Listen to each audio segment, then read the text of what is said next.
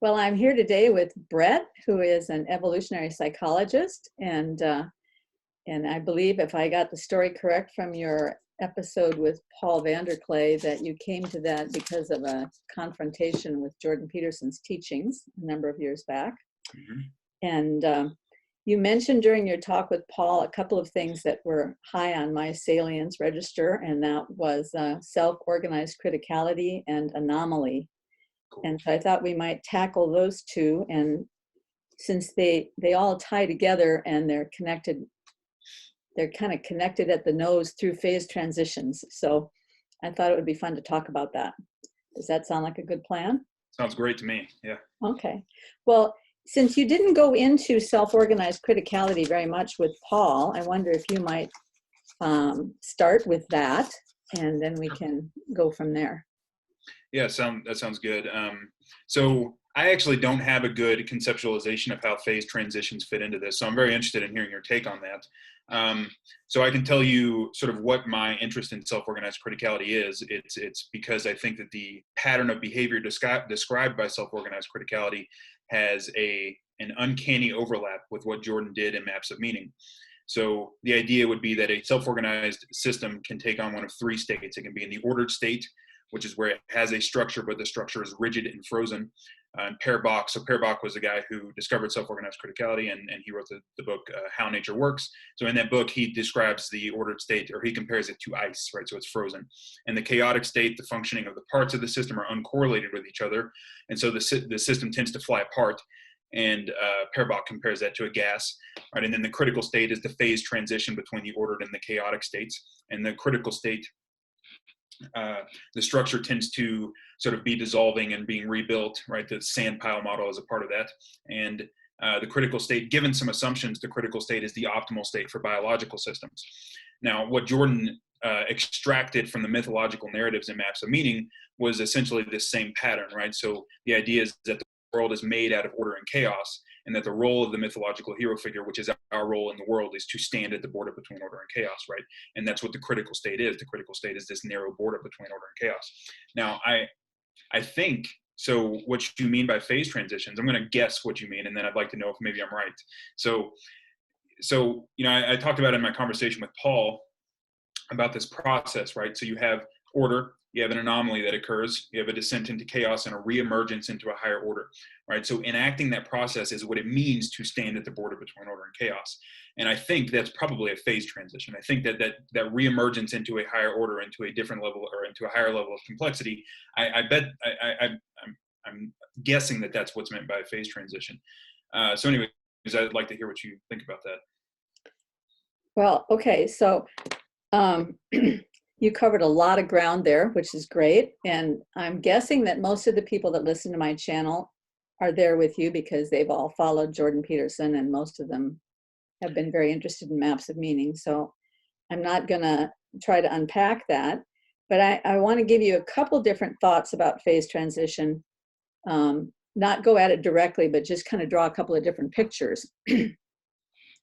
And one of the reasons that I'm very interested in Jordan Peterson is because when I first started listening to him, especially the biblical series, the way especially episode 1, where he never gets to the Bible, Right. He lays out a view of the world that was like, oh yeah, that thing that he just said, I learned that in 1984, and I wrote that in the margins of my Bible because of this key learning. And oh yeah, that was 1992. And I could hear the things he was saying all fit with things that I had already thought a lot about, but I didn't obviously have his words to put to it because I wasn't a student of psychology or philosophy or Sure. evolution or any of these things. So, but I could see the patterns.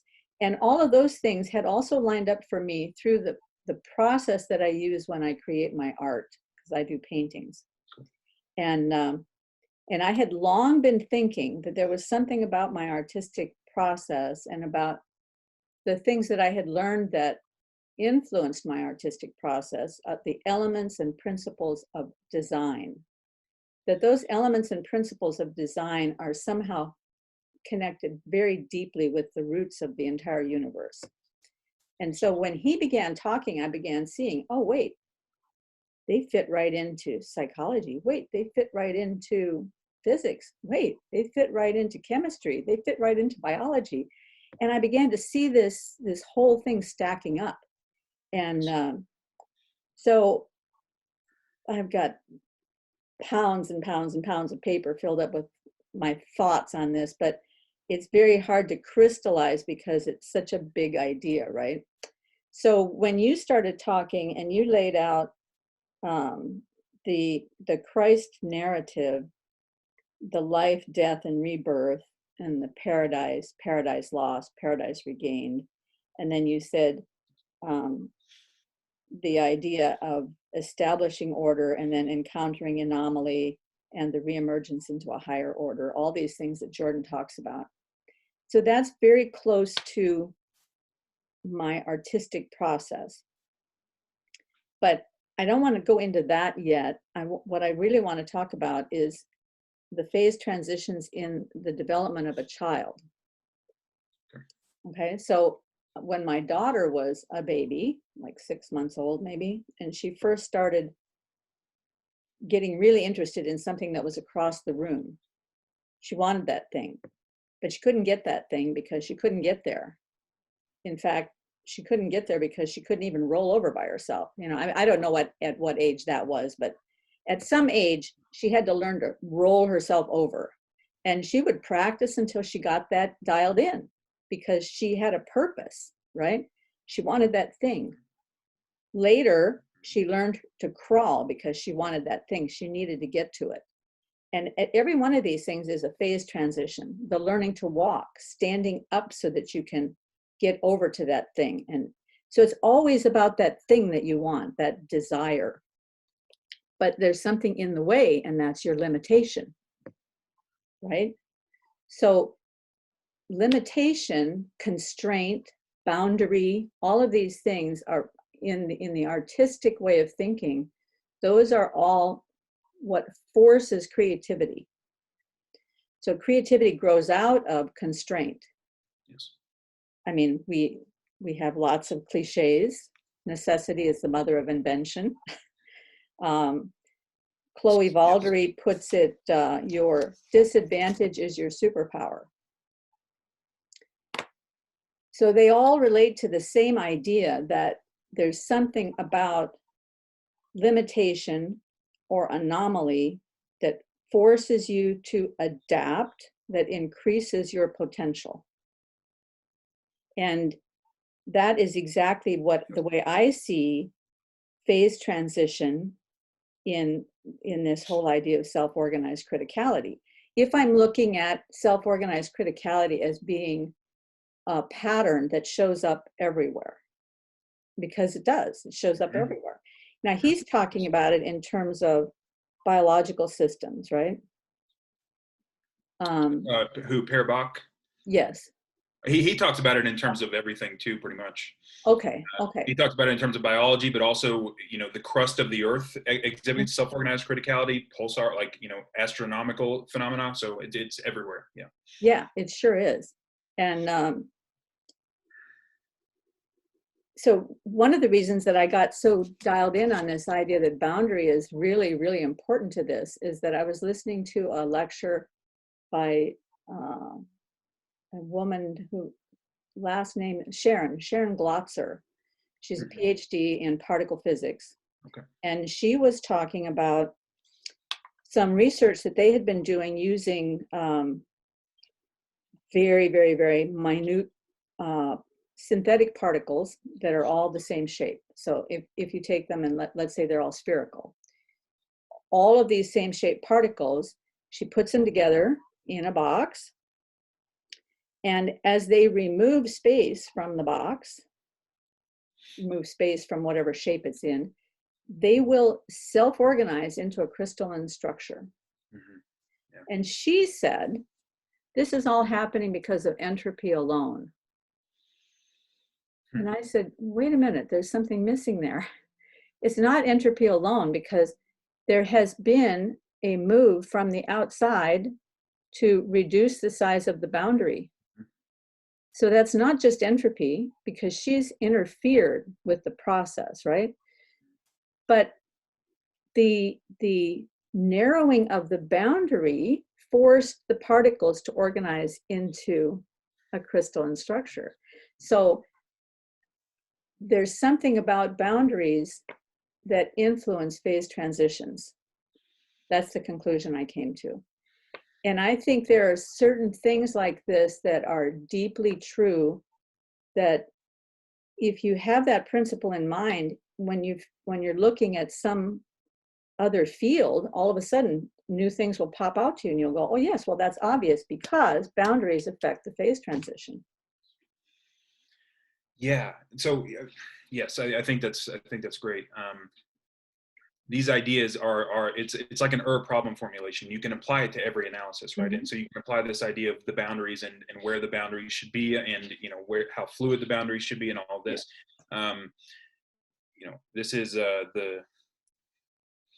Jordan often talks about this in terms of culture and in terms of political differences, right? I mean, this is what he says is the primary political difference between conservatives and liberals, right? How fluid should the boundaries be? Mm-hmm. And it absolutely affects phase transitions and cultures as well, because that is what a phase transition is. It's a dissolving of the boundary and a reforming of it into a different state of some kind, right? That's what it looks like to me. So yeah, I mean, that all sounds right on. So I am curious. I mean, we don't have to go into this right now, but I am curious about how this applies to your artistic endeavors. Well, okay. So usually when I developed my artistic process for a variety of reasons. And I mean, everybody develops whatever you're doing, you develop your process based on ideas that you pick up elsewhere, but also based on your own limitations. And so I knew after I'd been working in art for a while and I'd tried a number of different mediums, I had tried watercolor, I tried oil, I tried acrylic. And you always think, oh, if I just find the right medium, I'll be an artist. But the truth is, it doesn't really matter what medium you're working in. They all have their difficulties. They all have their limitations. And I discovered fairly early on that one of my limitations is, because I didn't start doing this until I was 50, I didn't want to spend the time learning the classical move of art, learning, sure, all of the very specific, doing analysis of all the muscles and bones and all that kind of stuff to learn how to draw. I didn't want to go that path, so I tried to find an artistic route that would give me maximum potential, but would also make my work interesting. So I started putting a lot of texture on the canvas before I started to paint.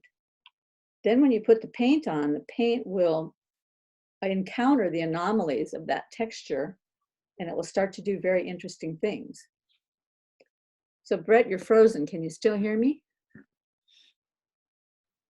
I can hear you. Yeah, you froze a little bit, but I could still. Yeah, so you're frozen. I'm not sure if it's from my side or your side.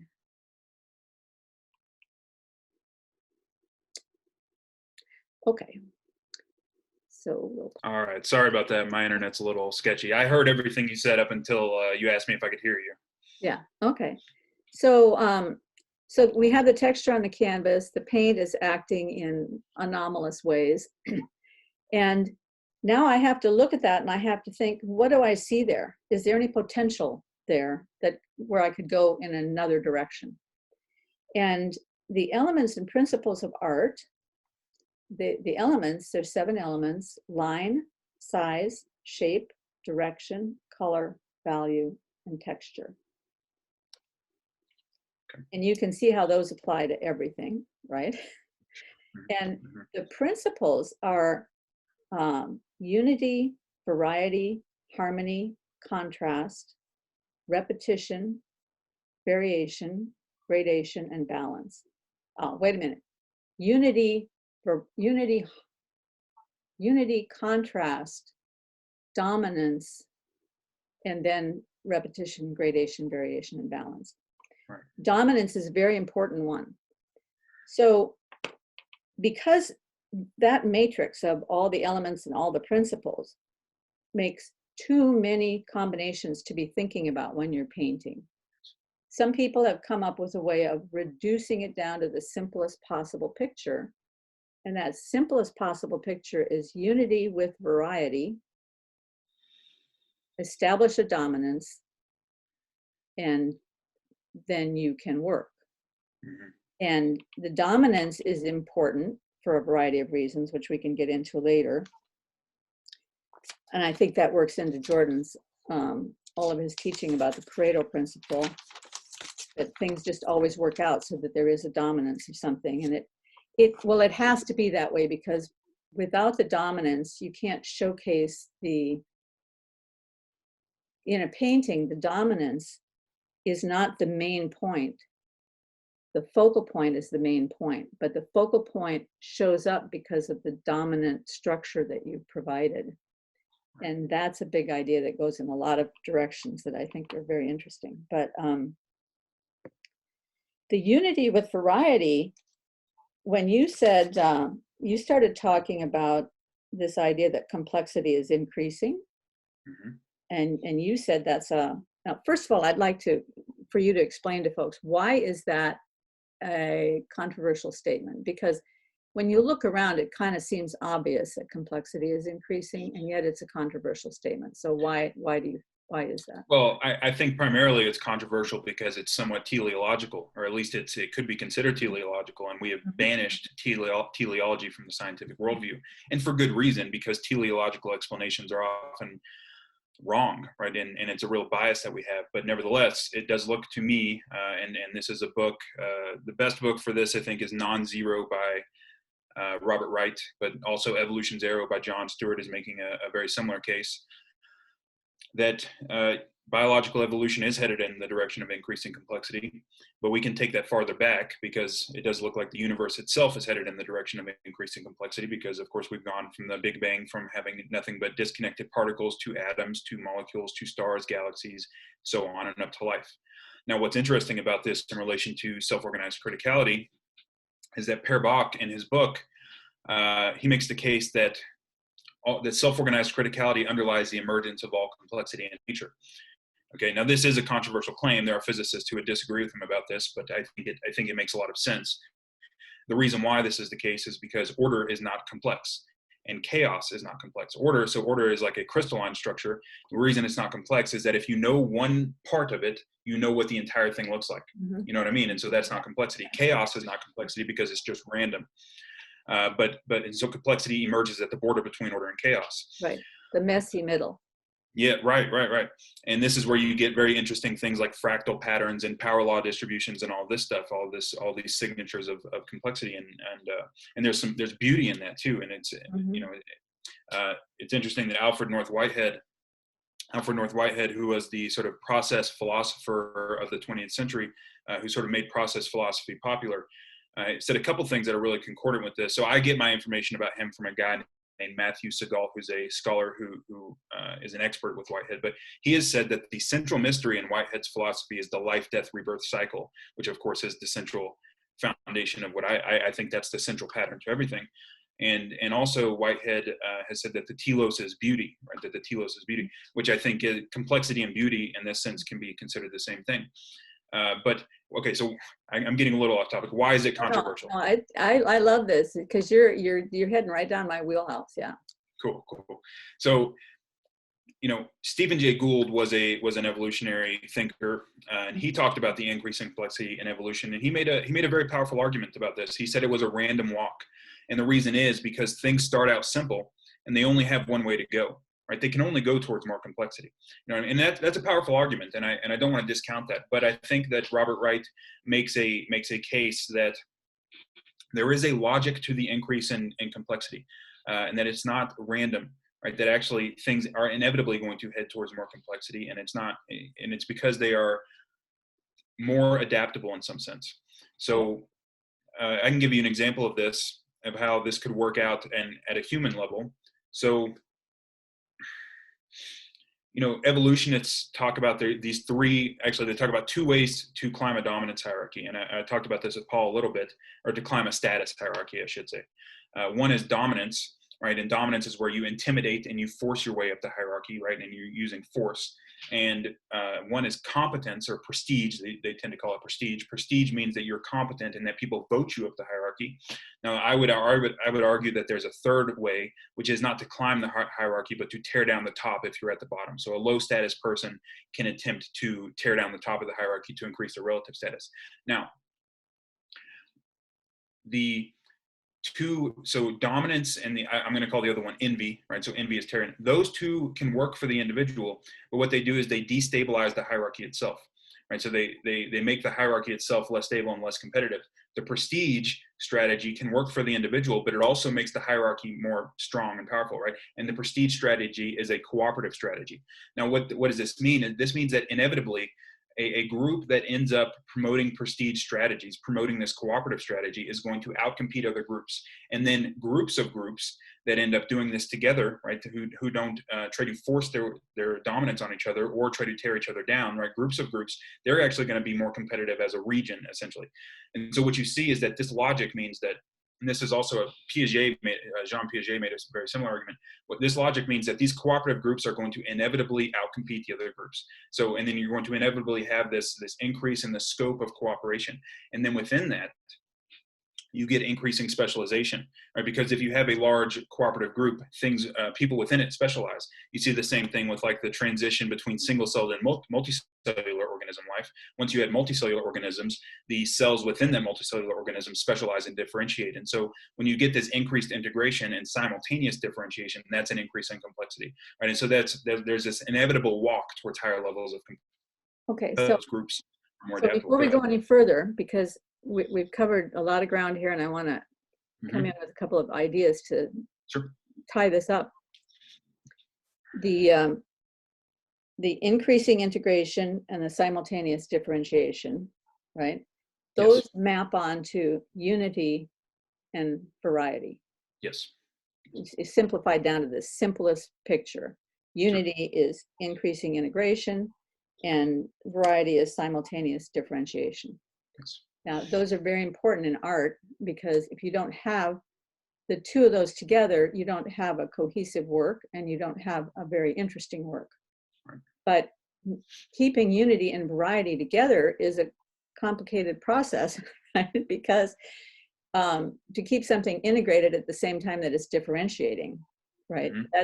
And you run into that with psychology, because that's the development of a child. They have to increasingly integrate all of their various personalities, and at the same time they have to differentiate themselves from others, and then you're running into the boundary between me and not me. You're running into the whole boundaries issue when you're talking about those two things. I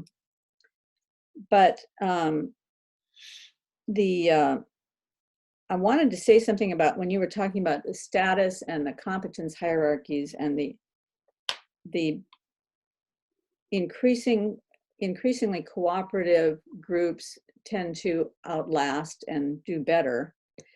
But there's a little hole there that I'd like you to, a little place where I'd like you to thread the needle for me, because when I think about that, and I think about it from the best side, I'm thinking about distributed cognition and free market and all of those things that allow Western civilization to thrive and to, get vital economies, and people rise up out of poverty because of the cooperation of all the individuals being given the freedom of thought and all of that. But then I also see that Marxism is a very powerful mind worm that takes over people, that's not working from the standpoint of cooperation, because it can only really succeed through coercion. Yes. So thread that needle for me. Well, so Marxism essentially failed in the 20th century. The Soviet Union collapsed. It's taken over again. No, yes, and of course we do have China down there, and China's quasi-Marxist in a way. Well, I'm talking about Marxist ideas, though, Art. Yes, over our country. Yeah, okay. Yes. So I'm going to put forward an idea for you here. So about applying the meta-mythology to political ideologies, right? So the idea would be that there are political pathologies.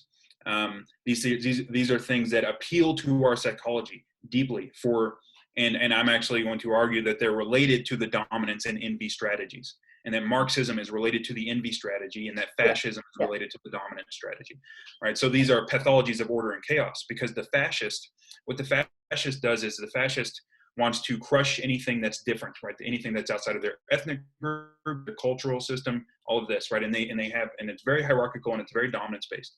And so that's the pathology of order, right? And it's very possible to lean towards that direction, right? And for a society to fall into that. Now, the argument that I would make is that societies that fall into that are going to lose the metagame, right? They're going to lose out in the end. Right? I mean, this is the logic of Robert Wright's non-zero, right? Well, we hope. I mean, we hope. Right. When I see these ideas arising again after they were squashed, they seem to have a power. Yes, but see, on the Marxist side, this is a pathology of chaos, and the reason it's a pathology of chaos is because what the primary idea is, and it doesn't just manifest with Marxism; it manifests in other ways as well. But the primary idea is equality of outcome, right? This is what it's all centered around. And what equality of outcome does is it flattens out the hierarchy, right? And it's not just a hierarchy of income, and it's not just a hierarchy of people. It's also ideas, because this ideological network tends to have epistemological relativism. It's related to epistemological relativism. It's related to cultural relativism, which is equality of values, and all of this. And so they're trying to flatten out all of these different hierarchies. Now, the thing is, when we simplify this down to the simplest paradigm, then you get into the paradigm of unity, which is a good thing, but the pathology of that is uniformity. yes. So if you force too much unity, you get uniformity, and uniformity loses all of the capacity for variety, for creativity, and for love, basically, because there's no space for love when you have uniformity. There's no need for it because everybody's the same. Okay, yes. So the unity maps onto uniformity when it gets to the bad side, and then the variety. I've been trying to think about that. It's not just chaos, because there's a lot of good in chaos. So there's something, when there's too much chaos, what word would you use to if you have unity, uniformity, then variety is, what would fit in that slot? I mean, yeah, this is where I don't think there is a good word for it. I mean, I would just say that you can have a pathology of chaos. I mean, that's sort of like a pathology of chaos. And I think that this is part of what's going on with sort of the social justice ideology, right? Because what they're trying to do. I know what it is. It's too much flexibility. It's yes, like it is that. It's like when Jordan talks about the devouring mother who gives too much flexibility. Yes, yeah, that's exactly what it is. Yeah. Yes. So these pathologies, yes, I mean, I relate them. I would say that the pathology of equality of outcome, which does tend to be related to this idea that the boundaries between categories need to be destroyed, right? The boundaries between men and women, between everything, right? That they're oppressive. They're nothing but oppressive, and of course they are oppressive in some sense. But they also allow us to think, right? I mean, you can't think without categories. You can't do anything. So they protect and they stabilize us, but they oppress too. And so what you want to. I mean, there is no single solution to these problems, right? Because it's an ongoing process, and what you want to have is a dialogue, right? This is the importance of free speech, right? Because you have people who, by temperament, they're going to see more oppression and tyranny. You have some people by temperament that are going to see the dangers of chaos more, and those people need to be in dialogue, right? But about the devouring mother thing, I mean, yes, I do think that's, Jordan has talked about how these political pathologies are like partial mythologies, because the fascist only sees the devouring mother. When they look at chaos, they only see the terrible mother. They don't see the positive aspect of chaos. And when they look at their culture, they only see the good protected father, right? They don't see the tyrant, right? And so that's a partial mythology. And then on the political left, when they look at culture, all they see is tyranny. All they see is oppression, and they don't see the protection, right? And this is, and then you get very, I think, naive things like we should get rid of the police and things like this. Like, there's problems with the police. I'll be the first to say that, but they only see the tyrannical patriarch, and then on the matriarch side, they only see the nurturing and kindness and mutual love and all of that kind of stuff, and they don't see they don't see the need for structure. Right. They don't see the terror of nature, right? I mean, the terrible fact of chaos. Yes. So I think that's exactly right. That these pathologies are related to the partial mythologies, which is why I think write a book together. Right. I mean, we're thinking along the same lines. But, I think it's why it's really important to understand the meta-mythology, right? I mean, I think that this is it allows you to see the pathologies both in the political realm, but also in other realms, right? I mean, this is something that applies to. I think it's an problem formulation. I think it applies to everything. So, well, let me throw another thing in here, because I was just re-listening the other day to one of my conversations that I had with a guy named Jeremy, who stumbled on. Well, he sort of had an epiphany one day about. And this was before he ran into Jordan Peterson. So I think the idea is just amazing. He was, back at that time, he was involved with Mormons, and he was a Mormon missionary. And he was having a discussion with somebody about architecture and the structure and flexibility needed to keep tall buildings safe during earthquakes. And they were talking about the way that this idea was first developed came from, I'm not sure, I think it was Japanese architecture from the old days, where they would build the pagodas. They have a tree, that's the center of the building. So the tree is rooted, very good, strong structure, and it's vertical, up and down. And then they would build the floors so that the floors could slide on each other. The floors were not tightly connected to the tree. They had flexibility so that they could move. So when an earthquake would come, because they have a lot of earthquakes in Japan, these floors could slide and maintain the flexibility. Or if the tree is moving in the wind, then these floors could slide and maintain the flexibility. And he had this sudden thought, well, that's exactly like enmity. Because in the Mormon theology, I guess, pride equals enmity. And enmity is H2O, let's see, hostility, some other H, I can't remember, and opposition. So enmity is hostility and opposition. And that when you have too much structure and too little flexibility, then the building is going to go down. When you have too much flexibility and too little structure, the building is going to go down.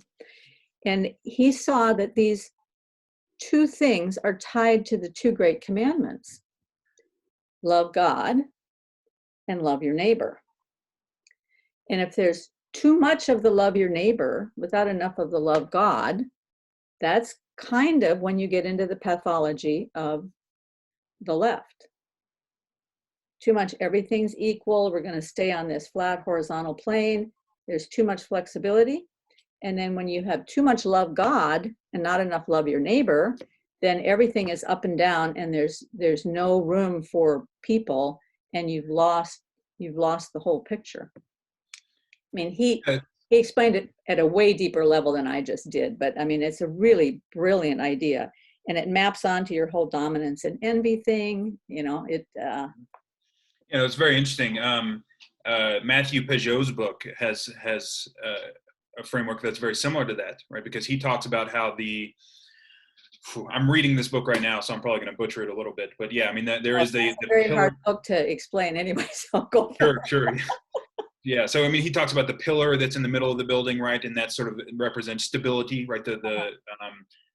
He uses the space and time metaphors and that's really order and chaos, right? I mean, that's really what it's getting at.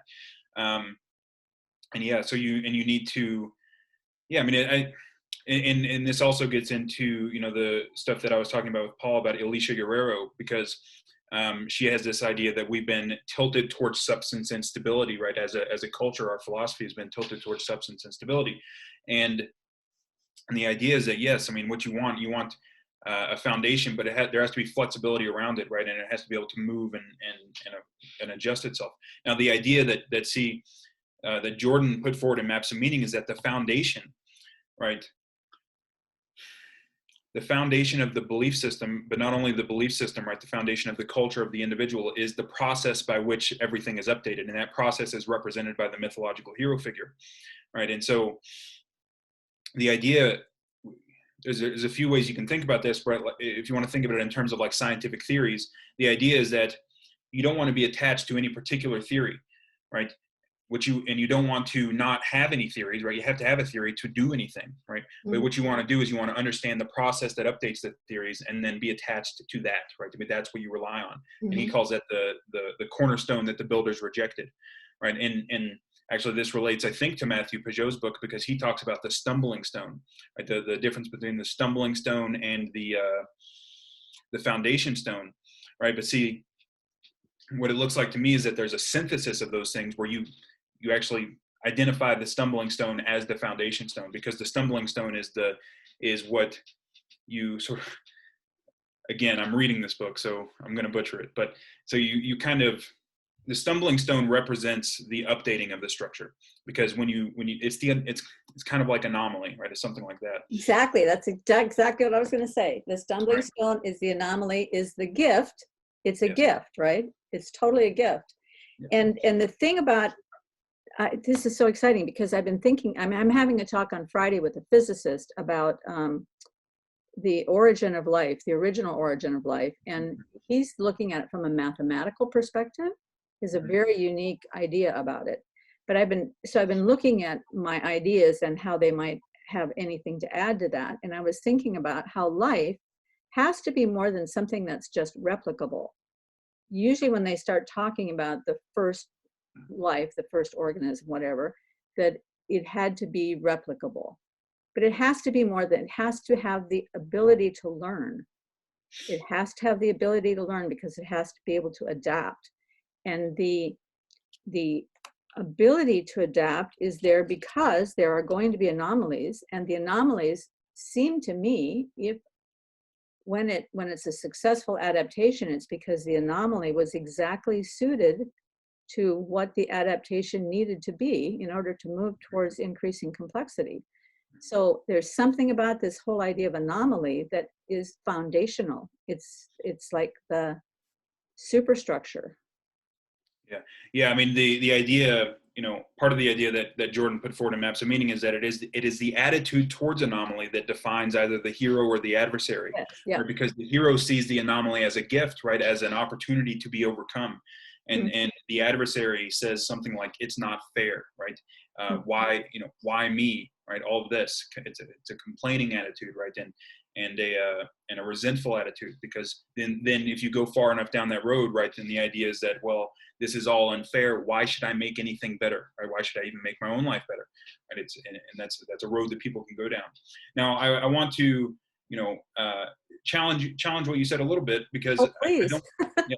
So it's not clear to me that learning is fundamental to life, because at the very beginning, what you get is, instead of learning, basically, it's a Darwinian form of learning, because what you do, or what the organisms do, they just produce lots of copies, right, with variations, and then most of them die out, right? But it's not clear that at the beginning, or with very basic forms of life, that you need learning necessarily, because it is just producing a structure, and almost all of them won't match with the environment, but the ones that do happen to match proliferate, right? But the learning comes along a little bit later, I think. So does that make sense? Well, sure it does, but let's think about this from another perspective. Would you say that in the first life there is already some form of, in order for it to be replicable, doesn't there have to be some form of at least RNA? So Stuart Kaufman has some really good books about this. I'm not gonna remember a name at the moment, but if you look him up, you'll find him. So his idea is that life begins with autocatalytic sets, and an autocatalytic set is just where you have a bunch of catalysts. Tell me if I need to go in more deeply into anything. No. So you have a set of catalysts, and each catalyst produces another catalyst in the set, right? And so and then you have the resources around it. And so what the autocatalytic set does is that it produces the parts that reproduces the set. You know what I mean? And so you have, so it's a sort of a circular set of catalysts. And his claim is that that's actually something that you can get very easily if you have a soup of chemicals, right? That these things will form relatively often, and that you can, from that, life can evolve, right? That life can evolve out of these autocatalytic sets, because what can happen eventually is that maybe one of them gets trapped in a membrane, and then for whatever reason, it stumbles upon the solution to stay in the membrane, or to use the membrane to reproduce itself. And then, okay, now just a minute, you just used some very interesting language there. It stumbles upon a solution to stay in the membrane, or to move out, whatever. That's teleological language right there, isn't it? I don't think so. I mean, to stumble upon something is not to do it intentionally. Now, look, the teleological question is very complicated for me, because I do think that things are being drawn towards higher levels of complexity. But the thing is that it's not clear to me that teleology, right, is the same as what somebody like Aristotle would have thought about teleology, right? It's not clear to me that it's a telos in his. But now this process, you can explain it. But let's just, instead of using the word teleological, let's just say that there's something purposeful. So no, I don't think so. I think it is basically. So it's not that when I say stumbled upon, what I mean is that in these autocatalytic sets, every once in a while, you're going to, let's say, lose a catalyst, you're going to gain a catalyst, right? And so you're going to have this sort of variation. Now, it is this sort of random losing and gaining of the catalyst that is going to stumble you upon a solution to a problem, right? So and there's no intentionality there, right? It's just sort of, it just so happens that it had a catalyst that could produce the same catalyst, the other catalyst in the set, and so it lost another one, and that didn't hurt anything. Yeah, I'm with you. But let's go one step further back. Sure. There's something in the soup that provides the potential for autocatalytic sets to arise. Well, the idea is that the catalysts themselves are just sort of, they arise through natural processes. Right. That but this is where we're getting to the very edge of my knowledge. What is a natural process? I mean. Yeah. So no clue. Yeah. Okay. So that gets to the edge of my knowledge, because that gets into some chemistry and stuff. But the idea would be that a soup that has all of the stuff that was will have the necessary ingredients. That's a claim that Stuart Kaufman would make. Now, as far as the details of that process, no clue. Yeah, I always think that's interesting. So one of the things that I was listening to re-listening to the other day was a talk by Julian Barber. Have you run into him? Because he's not. He is working on a new concept of time, and he is a strong believer that the entire universe is moving towards increasing complexity. So he's very controversial in the physics universe. Because physics says that everything is moving towards increasing entropy. But he says everything is moving towards increasing complexity. And I think he has some very good arguments to make about that. And one of the illustrations that he used that I thought was just lovely is that, and this is not necessarily tied to his idea of increasing complexity, but it's a lovely illustration anyway, that you can have an ink blot that pours itself out on a piece of paper, and it's just an undifferentiated blob. But you can take that same amount of ink and it can create a line drawing that can cover vast territory and be highly complex, but it's using the same resource. So you have the same resource, can either be an undifferentiated blob or it can be a highly complex entity. And that everything that he looks at in the universe indicates to him that the entire universe is using its resource to move towards increasing complexity. So, he would be an interesting one for you to look at, I think. Yeah, I definitely will, because that's definitely related to what I'm talking about. Yeah, I will link to that in the information down below. Cool. That sounds good. Yeah, I mean, because the idea, because that is what I think. I mean, and it's not clear to me that these processes are mutually exclusive, like the drive towards entropy and the drive towards complexity. I think that they can both be going on. And this actually might relate to what Jordan was talking about in Maps of Meaning. And this is a hypothesis, right? So I don't know that this is the case, but he talks about evil as a process as well, and it's the process that speeds up the degradation of the individual and society. Well, I mean, that sounds a lot like entropy, right? And the idea would be that the good, right, the hero figure who stands at the border between order and chaos, which is that self-organized criticality idea, that's on the side of the increasing complexity. And so you do have these two directions in Maps of Meaning. I just wrote something down about that yesterday, and now I can't find my notes on it, but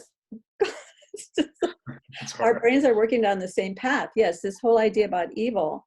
So say that again, because when I find my thing, I want to line it up together. Sure. Well, Jordan says something like, evil is the process that speeds up the degradation of the individual and society. Okay, so slow down a second. Evil is the process that speeds up the degradation of the individual in society. And society. Yeah. The individual and society. Right. And the other thing is that the hero is the one who, the process, that edge between order and chaos, that process that goes on, whether it's a person or whether it's, biological growth or whatever it is, it's on that edge. That is what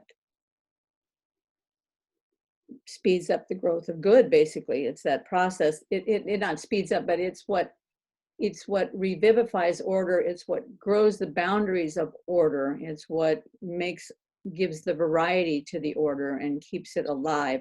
That process that grabs the treasure out of the darkness in the chaos and brings it back to add to the complexity of what's already there. So that process is good. Yes. So these are opposites. Okay. Yeah, that is what I would argue. Yeah. Okay. Now, so keep going. So evil is the process that speeds up the degradation of the individual and society, and then you link that up with entropy. I do, and I don't know. I mean, because it could be that it's just it decreases complexity, right? I mean, it could be that. I mean, these things, when you get into all this stuff, I mean, I'm a psychologist, right? So it's outside of my field, and I'm in other people's territory here, but that is what it looks like to me, right? The degradation of the individuals in society, things fall apart by themselves. But the idea is that evil speeds it up, right? Evil speeds up this process of falling apart, and that good, the good, and evil can do this by clinging on to the order, right? By clinging on to, I mean, this is the fascism part, right? Because it's not just that you're trying to destroy things, right? Mm-hmm. You can also lead to the degradation of things by clinging to the current structure. Because what you want, because that's a pathology of like stability, right? So Alicia Herrero talks about the difference between stability and metastability, because stability is rigid. And if chaos comes along and you're trying to cling on to stability, everything just falls apart.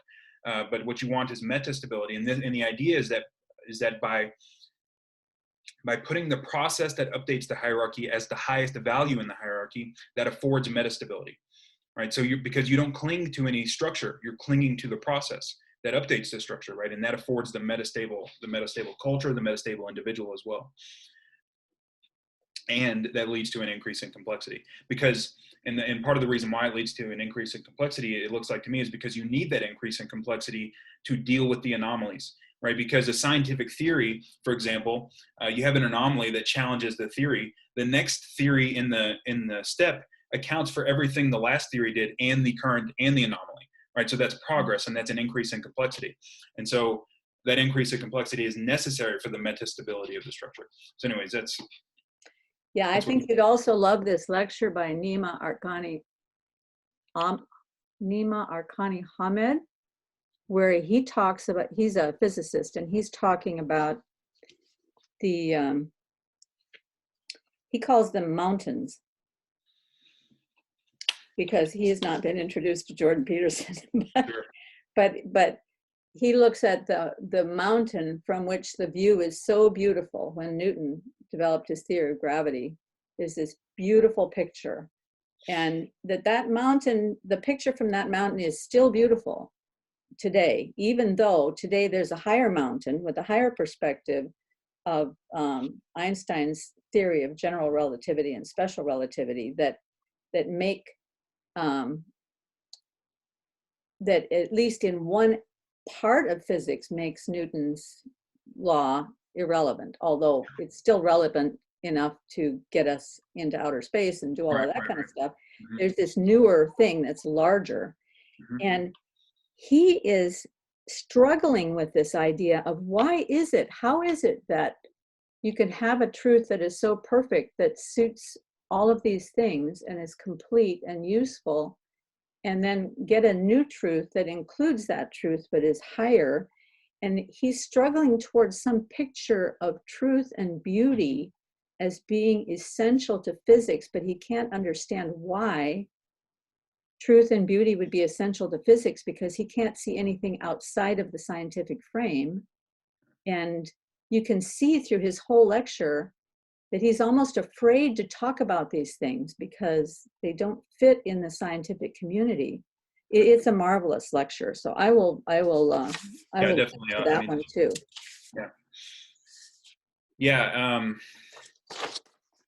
I mean, there is an inexhaustibleness to reality. I mean, I think that's relatively clear. It's we're never going to get to the bottom of it, I don't think, right? I mean, I think that's the way it looks. And it is a mistake, right? I mean, it's always a mistake to think that you have the final answers, right? This is the ideological possession, right? I mean, when you think about how much information there is in the universe and how much knowledge is yet to be attained and where we are, it's completely ludicrous. I mean, we're like ants, you know. Right. Yeah, of course. Yeah. But, you know, in one way we are, but, you know, another way of looking at it is that we're at the spearhead of this process too, because we are the most complex entities in the universe. Right. And so what this worldview does, in a way, it does put us back in the center, because, you know, if the universe is heading towards complexity, if that's something like a telos, right? And I'm saying but if it is, well, you know, that makes us of cosmic importance as far as we can tell. Unless there's some more complex civilization out there that we don't know about, right? But as far as we can tell, that puts us at the center of things, and I do think that we're of cosmic importance. I mean, you know, it doesn't look to me like there's anything as interesting as us out there, right, or as beautiful as us, despite the tragedy of you know, and the suffering of human beings. But you know, so yes, I mean, yeah, both of those perspectives are important, though, I think, because we are tiny, and I mean, this is sort of the, you know, it's a risk of nihilism, but it's also humility, right? The fact that, you know, the universe is so gigantic and we are so tiny, but at the same time we are different from everything else, and maybe in an important way. So yeah. Well, that's one of you just mentioned humility, and I think that one of the things I love so much about Jordan's paradigm is when he talks about how the two things that you need most are gratitude and humility. And I thought that's such a beautiful simplification, because both of those ideas are very large data compression sets, and they each hold so much. And that if you can just hold on to those two ideas, because life is difficult. I mean, we face all kinds of things every single day that make life difficult. And if you can just remember gratitude and humility, you can navigate. And so it seems like those must be the two tools that whoever's navigating that process between order and chaos, those are the two tools that they need in order to be successful: gratitude and humility. And, yes. Oh, it's definitely the case. I mean, you know, I don't know how, because I do believe that living in the truth is extremely important to this process, and I don't know how that fits into those categories as well. But I think it is related to humility in some sense, right? The humility not to think that you can, as Jordan would say, that you can warp the structure of reality and get away with it, right? Because that's what a lie is, right? When you're trying to get away with something, right? There's a lot of reality out there, and there's very little of you, and you think you're going to, you know, distort that and get away with it. And I don't think well, most there's people so much do. in just that one statement, because that also presupposes that there is such a thing as reality. Yes. which a lot of people aren't willing to presuppose. So first of all, you have to have reality, then you have to have an understanding of your own place in that reality and your reference to reality and all of those things. And you can't twist the fabric of reality without it snapping back and having a consequence. And that's a big thing, and that's humility. And then gratitude, to me, if you're going to think about gratitude, you have to start thinking about, well, who am I grateful to? Or what am I grateful to? There has to be something outside of me to generate gratitude. I can't drum gratitude up to myself because I don't have the thing to give, right? So gratitude means there's something outside, there's something bigger. I don't know if you heard Paul's conversation with Arnold today. I think so. Oh, okay. So Arnold was talking about the source of meaning being that, or one of the ways to recognize meaning is when you get outside of yourself. You have to get something bigger than yourself is the only way that you can find meaning. And so to me, that's partly what gratitude does. It gets you outside of yourself, right? Yes. No, that's it. Yeah, I think that's the case. That's what I hope that this worldview will allow us to do as well, is to sort of get outside of ourselves, because you're right. I mean, there are people who deny that there is such a thing as reality. And I would argue that you can only do that insofar as you're not currently getting poked in the eye or something, or stubbing your toe, right? Like stubbing your toe is reality. I mean, that's as real as it gets. I mean, the point, and Jordan, of course, makes this point that suffering is undeniable, right? And that's real for all intents and purposes. And, but yeah, I mean, I hope that, this idea, if I'm right, then of course I'm a long ways away from publishing anything about this stuff, because I want to let it marinate. But, this idea that we are participating in this process, right? That we can participate in this process of increasing complexification, right? And increasing beauty. I think it's beauty. I do. And that's good, and that it makes everything better, right? I mean, I do think that's something that, I hope can reconcile our loss of meaning in the modern world and with the scientific worldview, because all of the ideas that I'm pulling this from are scientific ideas published by relatively mainstream scientists, right? I mean, none of this is really fringe stuff. And if you piece it together, you get, I think, a meaningful worldview out of it, I hope. Well, have you run into covenantal epistemology at all? I don't believe so. Okay, so I think covenantal epistemology maps onto Ian McGilchrist. You have run into Ian McGilchrist. Yes. Yeah. So Ian McGilchrist's picture of the right hemisphere and the left hemisphere. The right hemisphere is the hemisphere that gathers the undifferentiated information from the space around, brings it in to the brain, and passes it off to the left hemisphere, which differentiates it, builds it, creates structure, and all of those kinds of things. Mm-hmm. And that there's something about this right hemisphere. When I read Ian McGilchrist, I sort of started mapping it onto Jonathan Pageau's ideas of the feminine and the masculine.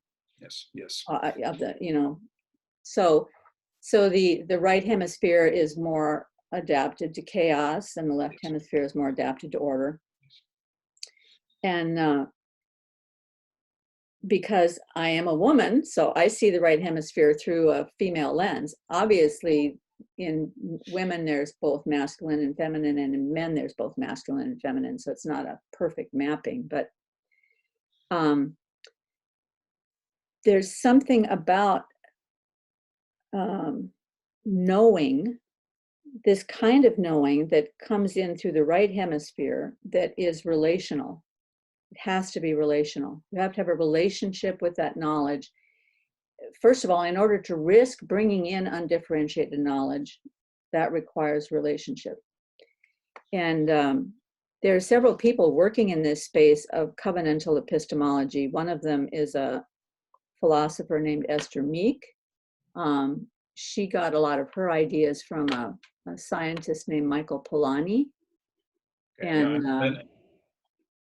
And N.T. Wright is a theologist. Yeah, that's not right. Theologian. N.T. Wright is a theologian who is kind of taken these ideas and tied them together with history and science, kind of a la Tom. I always would like to get N.T. Wright together with Tom Holland and Ian McGilchrist and hear a conversation there, because he wrote an excellent article in First Things magazine about this idea of loving to know, that in order to really know, you have to love. Now, this is a little bit complicated, but let's take as an example somebody who wants to learn to care for their rose bushes. You have to get to know that rose bush. You have to know what kind of treatment of the rose bush is going to cause the rose bush to thrive. So you have to develop, it sounds stupid, but you have to develop a relationship with your rose bush if you're going to care for it properly. You can read lots of books about how to take care of it, but until you've actually begun taking care of it, you're not going to know anything. Sure. Learning to ride a bike, you can read a book about learning to ride a bike, but you can't ride a bike until you've actually tried it and fallen off a few times and gotten back on. You're developing muscle memory, but you're also developing a relationship with your bicycle and a relationship with gravity and a relationship with stability. All of those things are happening as you're learning to ride the bike. So, and I mean, a lot of people just call this tacit knowledge, which is, that's got a certain amount of meaning to it, but I don't think it captures the wholeness of what it really means to know some things completely. You know, when the Bible talks about a man knowing his wife, that is this kind of complete wholeness of knowing. And that is an act of loving. So this process of creativity, when you fall over into chaos, if you have an attitude of gratitude and humility and trust, that you can trust that you're going to be able to see in the chaos, what is it that I can learn from this moment? What is it that I can take out of this darkness with me? So that's the whole idea of suffering. I'm so eager to hear Jordan Peterson begin teaching again about what he might have learned through this terrible suffering that he's been through in the last 2 years. I hope he's willing to talk to us about it. Maybe he needs more time and space from it to actually figure it out. But every time you fall over into that valley of suffering, there's so much to be gained there. But you can't gain it if you're resentful about it, right? You have to be open to the knowledge. When that's an act of both receiving love and then being willing to give love back, or to maybe receiving love and being able to trust the process. Maybe that's what that is. But that whole process not only increases, and you talked about this before, but that whole process not only it kind of increases my complexity, it increases my capacity, it also increases the amount of potential that is left for me to discover. Because now I see with new eyes, and my seeing is opening a new data compression of more potential that wasn't visible to me before, yes. Right? Yes. Some people talk about chess becoming a more complex game, and then other people say, no, chess is not really becoming a more complex game, but people are able to see more of the complexity that was already there because of the new moves that they've learned over the last 100 years. So every time you get that new learning, you have new vision to see more. And you were talking about the meta view, right? That's the meta view. You keep moving up the mountain, higher, bigger perspective. Yeah. Yeah, and I think this Matthew principle, right? I mean, it's this exponential process, because once you start down that path, and if you stay on it, right, you're not just going to improve in a lane. Right? I'm losing you. Know this because you're losing connection. I can't. I missed the whole last minute of what you said. Okay. So I said that I think that what you said before has to do with this idea that as a Matthew principle, right? To him who has everything, more will be given, and from him who has nothing, everything will be taken, right? Because once you start down this process, right, I mean, that's what it looks like to me. It's not a linear movement. Am I still with you? Yeah, what I got was Matthew principle, to him who has everything, more will be given, and then I lost the next part. So okay. So what I wanted to say was that every time that this happens, right, every time you have one of these phase transitions, it's not a linear process, right? Once you start down this path, let's say, it becomes exponential. I guess you don't get to say this thing because every time you get to it, we lose you. Every time you start down the path, yeah, let me just say as much as I got. Every time you start down the path, it's not linear, it's exponential.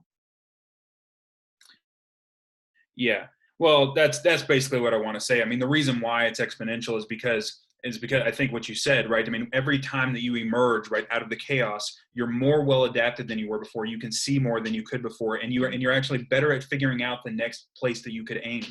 And and this is something, you know, it's like trying to separate noise from signal. There's the initial noise, and you actually find the right path for you, right? I mean, then things really, like, they start to blast off in a sense, right? You see exponential. This is why I'm losing you again. it really matters. So interesting. I'm sorry. It was so interesting when you were talking about noise and signal. No, it's my internet. I mean, it's just, yeah, I'm sure it's my internet because I don't have any control over it. And well, I have an idea. Since we've been already going like for an hour and 10 minutes and we both talk a mile a minute, maybe we should talk again. But I would like to explore this idea a bit when you're talking about noise from signal and how these things relate to the Matthew principle, because I think that also goes to this whole idea of the importance of dominance, and we never did get to that. So would you be willing to have another conversation? Right. Well, let me try one more time. Oh, I'm definitely open to that. I think this has been really good. Let me try one more time. We'll see if I can get through just the final idea that I wanted to say. But this is why it really matters. Every individual, you know, who gets their act together, it really matters, because the difference between a productive and a non-productive person is it's not just a little bit, right? I mean, it's huge. And you know, Jordan has said before, it's as if the fate of the cosmos is in your hands, right? And it's not clear how the fate of the cosmos can be in everybody's hands, but that is the way it appears. And the reason, you know, part of the reason why that is the case is because if you really put yourself together and you spend 5 or 10 years really putting yourself together, you are inevitably going to be this force in the world, and a force hopefully for good. And it's like, you're going to have way more of an effect than you can possibly imagine.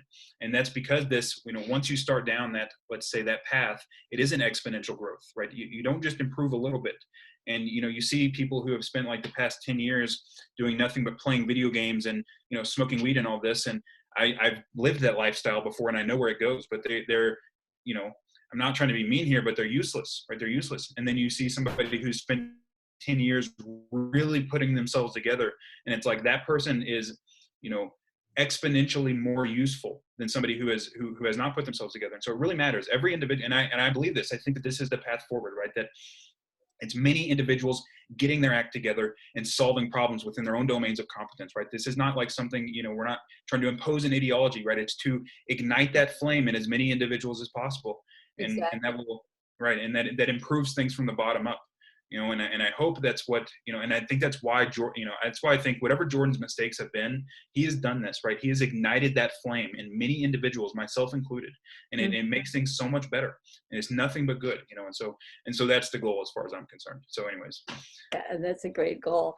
And that's a good place to wrap it up, because when I started, I told you that when I first listened to Jordan, so many of his ideas mapped onto things I had been thinking about. And one of the big ideas that I had thought about for many years was this idea that each of us is so complex because of the vast array of experiences that we've had, the song, the songs that I've heard, the books that I've read, the people that I've known, the conversations I've had, the messages I've heard, the TV series I've watched, all of those have informed who I am as an individual. Right. And all of those things, somehow before I began to individuate, there was some kind of a schema inside of me so that when these things came in, they hooked up with different things. And all those different connections got made inside of me that makes me, my DNA, completely unique. My experiential DNA is completely unique. And that the world needs to hear from every single person because each of us has this very unique perspective to bring to bear on whatever the problems are. And that in what I began to think back in those days was that creativity allows us to express this unique perspective because most of us are unable to articulate it with words. We can't write books, we can't go out and give speeches and sway vast numbers of people. But every one of us has some creative endeavor that exposes our inner being, our inner experiential DNA, and brings it out into the world. So that if we all, whether it's cooking or knitting or art or music or writing, whatever your creative endeavor is, you need to bring that into the world to inform and to beautify and to grow the whole perspective of the world as to where truth and beauty lie. And I used to do creativity seminars about that because I wanted to explain that idea to people. But I like the way you put it as well, because when Jordan talks about the potential of each individual, if we get our own houses together, so to speak. My next, I've gotten the rest of my house organized. I just have not been able to get my office to that state. Right. So my goal for this year is to try to really clean my office because I have piles of snakes everywhere, especially all these things I've written in the last couple of years are just piled up in undifferentiated blobs. Right. Yeah, it's tough, especially with the office stuff. I mean, that's what, during the semester, I've kind of cleaned because we're in between semesters, but yeah, during the semester, snakes pile up everywhere, and it's just, it's a never ending battle. But this has been really good. And I think we should talk again. So yeah, this has been like a fast and furious journey through a lot of different ideas. So maybe we can both think about some avenue that we want to pursue in the future. And if you get an idea, drop me a line. And if I get an idea, I'll drop you a line. Yeah, sounds good to me. Great, Britt. Thank you so much. You have a great Thank you for having me. Yeah. Okay. Bye-bye.